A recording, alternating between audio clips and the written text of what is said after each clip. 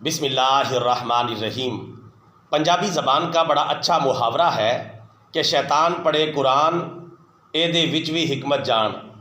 اور شیطان پڑھے نماز تے اے دے وچ وی ہوندا ہے راز۔ برادران اسلام، آج کل نت نئے فتنے امت مسلمہ کو ڈسنے کے لیے چوکس کھڑے ہیں۔ اس وجہ سے مسلمانوں کو ہر وقت چوکنا، ہوشیار اور تازہ دم اور شاہین نظر بن کے رہنے کی ضرورت ہے۔ نت نئی سازشیں ہو رہی ہیں۔ میں آج کی اس ویڈیو کے اندر دو فتنوں کی طرف بطور خاص جو تازہ ترین فتنے ہیں ان کی طرف توجہ دلانا چاہوں گا، اور ان فتنوں پر ہمیں چاہیے کہ کڑی نظر رکھیں اور ان کی تردید کریں، اور اس طرح کے جتنے بھی کوئی نئے فتنے سامنے آتے ہیں ان کی مذمت کریں، ان کا محاسبہ کریں، ان کا تعاقب کریں اور ان سے خود بچیں اور دوسرے مسلمانوں کو بچائیں۔ آج کل ہماری صورتحال یہ ہو گئی ہے کہ کوئی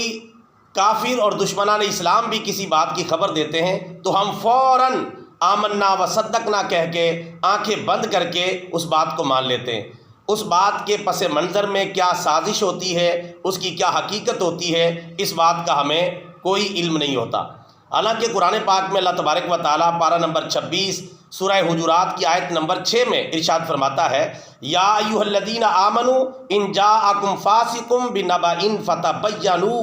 اے ایمان والو، اگر کوئی فاسق یعنی اللہ کا نافرمان تمہارے پاس کوئی خبر لے کے آیا کرے تو اس کی اچھی طرح تحقیق کر لیا کرو۔ فاسق حالانکہ کافر نہیں ہوتا، فاسق اگر کوئی خبر لے کے آئے تو اس کی اچھی طرح تحقیق کر لیا کرو، یہ اللہ تعالیٰ کا فرمان ہے۔ اور ہم کوئی کافر، کوئی دشمن اسلام اور اسی طرح کوئی دشمن پیغمبر صلی اللہ علیہ وسلم بھی کوئی خبر لے کے آتا ہے، ہم فوراً اسے مان لیتے ہیں جدید ٹیکنالوجی کے نام پہ، جدید سائنس کے نام پہ، جدید تحقیقات کے نام پر۔ میں آج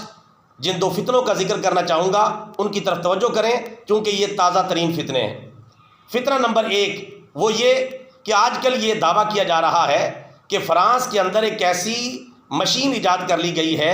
کہ جس میں پیارے نبی صلی اللہ علیہ وسلم کی آواز مبارک میں خطبہ حجۃ الوداع جو پیارے نبی صلی اللہ علیہ وسلم نے حج کے موقع پر ایک عظیم الشان خطبہ ارشاد فرمایا تھا، اسے ریکارڈ کر لیا گیا ہے اور اس کی صفائی کا کام جاری ہے، اور 2030 میں پوری دنیا کے اندر اس خطبے کو پیارے نبی صلی اللہ علیہ وسلم کی اصل آواز میں نشر کر دیا جائے گا، اور اس طرح کی باتیں کی جا رہی ہیں۔ اب ہمارے بھولے بھالے مسلمان اور کچھ ہمارے جاہل سکالر اس طرح کی باتوں کو فوراً مان لیتے ہیں کہ واہ بھائی واہ، کمال ہو گیا، بہت اچھا ہو گیا، اب تو ہمیں پیارے نبی صلی اللہ علیہ وسلم کی آواز مبارک سننے کو ملے گی، صحابہ کرام کی آوازیں سننے کو ملیں گی، اہل بیت کی آوازیں سننے کو ملیں گی، اور جنگوں کی جو اصل صورتحال تھی وہ ہمارے سامنے آ جائے گی۔ تو پھر اس سے آگے بڑھ کر تو اگر کافروں نے یہ دعویٰ کر دیا کہ وہی اس انداز سے اتر رہی ہے اور اس انداز سے جو ہے حضرت جبریل پیارے نبی سے گفتگو کر رہے ہیں اور صحابہ کرام کو پیارے نبی صلی اللہ علیہ وسلم فلاں مجلس میں اور فلاں محفل میں یہ بات بتا رہے ہیں،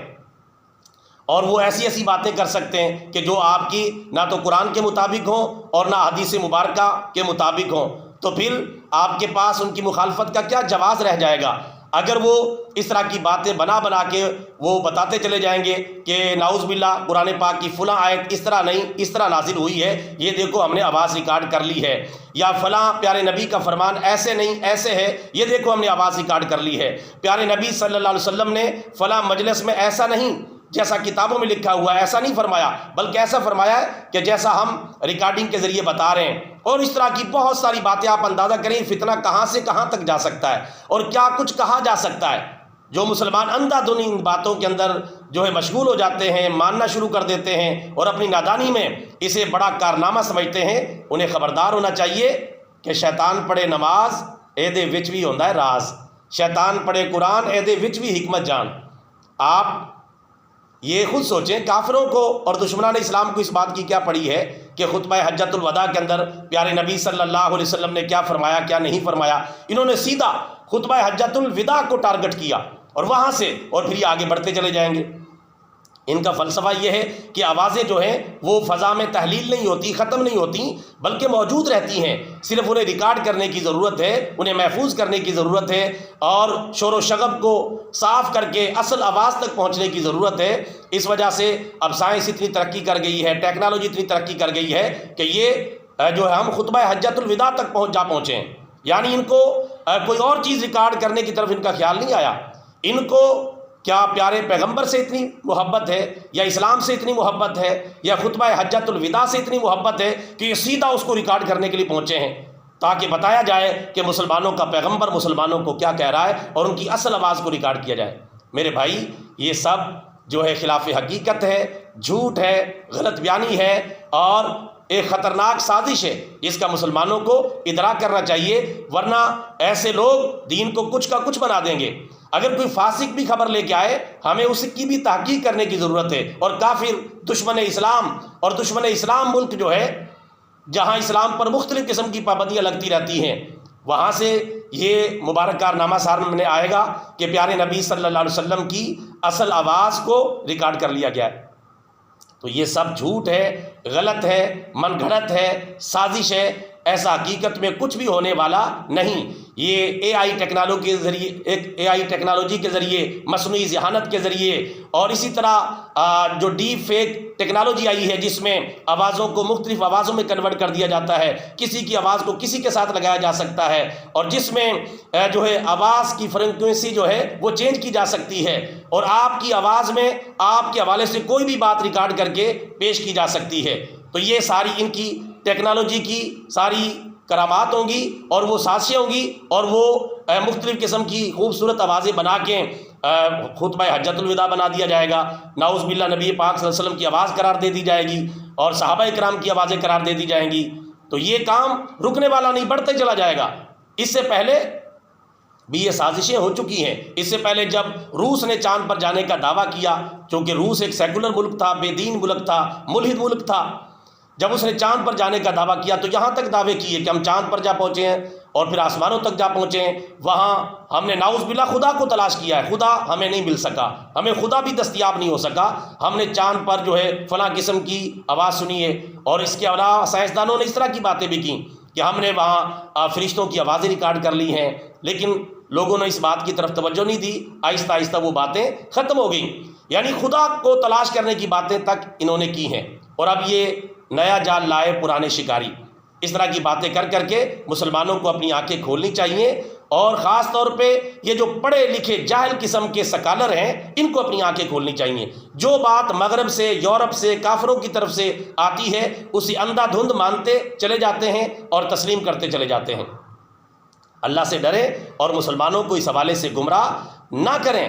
کافروں کی تو سازشیں کبھی ختم نہیں ہوں گی، اور یہ فتنوں کا دور ہے، اس میں فتنے دھڑا دھڑ جو ہے گھروں میں گر رہے ہیں، تسبیح کے دانوں کی طرح فتنے بکھر کر ہر گھر تک پہنچے ہوئے ہیں۔ ان فتنوں کے حالات میں کافروں کی اس طرح کی باتوں پر اور دشمنوں نے اسلام کی اس طرح کی باتوں پر توجہ دینا، ان کو اہمیت دینا، تو یہ ان کی سازش کا حصہ بننے کے مترادف ہے۔ لہٰذا سارے مسلمان اس طرح کی غلط خبروں سے بچیں، کیونکہ ان خبروں کے نام پر، اس ٹیکنالوجی کے نام پر یہ وہ کچھ کہہ سکتے ہیں جو آپ سوچ بھی نہیں سکتے۔ لہٰذا اس حوالے سے چوکنا اور بیدار رہنے کی ضرورت ہے، اور کافروں کی ہر سازش کا تعاقب کرنے اور اس کا محاسبہ کرنے کی ضرورت ہے۔ اللہ تعالیٰ اس طرح کی جھوٹی خبروں سے، من گھڑت افواہوں سے ہم سب کی حفاظت فرمائے، آمین۔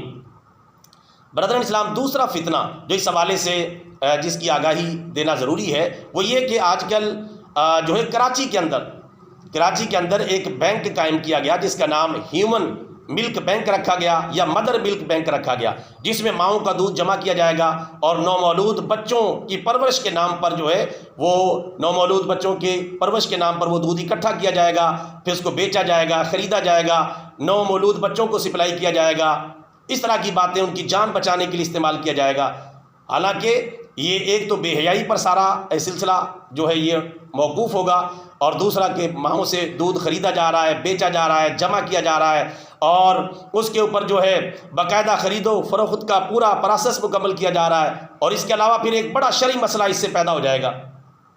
وہ یہ کہ جس طرح نسب اور رشتے